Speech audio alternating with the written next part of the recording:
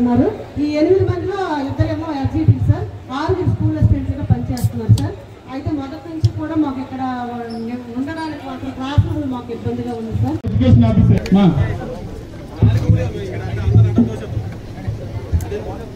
Schools ఉన్నాయి. ఒక కొండపేట మనకి 0 ఎన్రోల్ కాబట్టి ఒక కొండపేట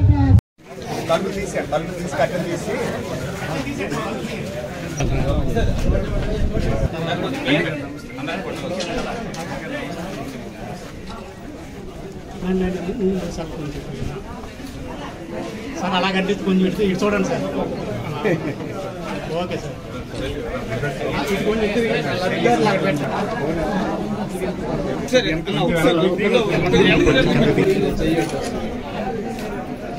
ఇది అందరూ అలా వెనక్కి వెళ్తే బెటర్ అవుతుంది సార్.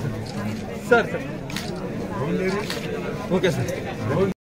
తలుపు తీసి కట్టెలు తీసి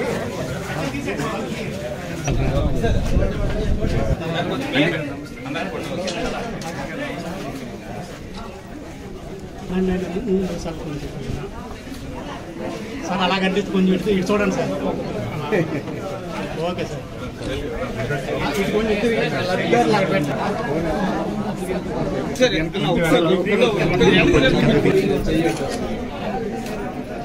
ఇది అందరూ అలా వెనక్కి వెళ్తే బెటర్ అవుతుంది sir. Sir sir okay sir.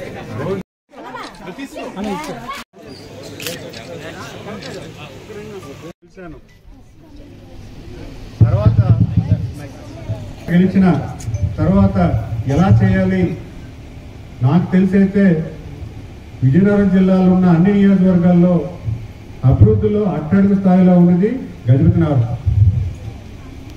నాకు తెలుసు. ఎందుకంటే ప్రతి నియోజకవర్గంలో కూడా అన్ని వెసులుబాట్లు ఉన్నాయి. గజపతి నగరంలో మాత్రం ఎటువంటి డెవలప్మెంట్ లేదని చెప్పడంలో ఎటువంటి సందేహం లేదు. మరి ఎమ్మెల్యే గెలిపించారు, ఒక ప్రజాప్రతినిధిగా నేను ఏం చేయగలను అని ఆలోచిస్తున్న సమయంలో జూన్ 11వ తారీఖు రాత్రి 12:30 గంటలకి నాకు ఫోన్ వచ్చింది. కంగ్రాచులేషన్ సార్, మిమ్మల్ని చంద్రబాబు నాయుడు గారు మంత్రివర్గంలో తీసుకున్నారు, మిమ్మల్ని మంత్రిగా రేపు ప్రమాణ స్వీకారం చేయమన్నారని చెప్పంగానే నాలో ఆనందం ఎంతైతే ఉందో భయం కూడా అంతే ఉంది. 4 నెలల వ్యవధిలో ఒక ఎమ్మెల్యేగా గెలిచిన, ఒక మంత్రిగా నాకు అవకాశం కల్పించిన చంద్రబాబు నాయుడు గారిని ఎంత అభినందించాలో అంతే. ఇంత అవకాశం నాకు ఇచ్చి గడుపుతున్నాను, ఎంతైనా అభివృద్ధి చేయాలన్న ఆలోచన నాలో భయం క్రియేట్ చేసింది. మరి అలాంటి తరుణంలో నేను ప్రతి గంట కూడా, నాకు వచ్చిన ప్రతి సమయం కూడా ఈ గడుపుతున్నాను దృష్టిలో పెట్టుకుని నేను పనిచేస్తానని, అందులో కెంగుగా మొదటి ఆప్షన్ అని ఖచ్చితంగా ఈ రోజుగా తెలియజేస్తున్నాను. ఎందుకంటే చివరిగా ఉన్న గ్రామం చాలా డెవలప్మెంట్ నడుచుకుంది. స్కూల్ బిల్డింగ్ గురించి కూడా తెలిసి నేను చాలా బాధపడ్డాను. వెంటనే ఎస్టిమేట్ వేయించాను.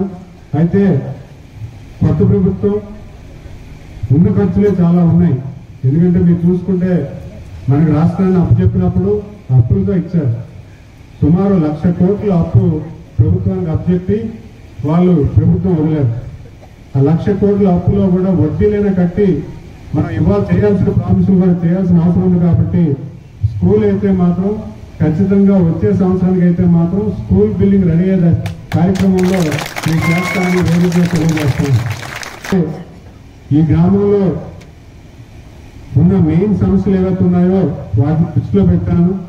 కరెంట్ సమస్య ఉంటే దాన్ని కూడా ప్రభుత్వం శాంక్షన్ చేశాము. అది కూడా దగ్గరలోనే గ్రామంలో వస్తుంది. అలాగే ఇంటింటికి కొలాయి కూడా ఒక సంవత్సరం టైం ఇవ్వండి. వచ్చే సంవత్సరం జూన్ 9 కల్లా ప్రతి ఇంటికి కూడా కొలాయి వచ్చే పరిస్థితి కల్పిస్తానని ఈ రోజు కూడా తెలియజేస్తాను.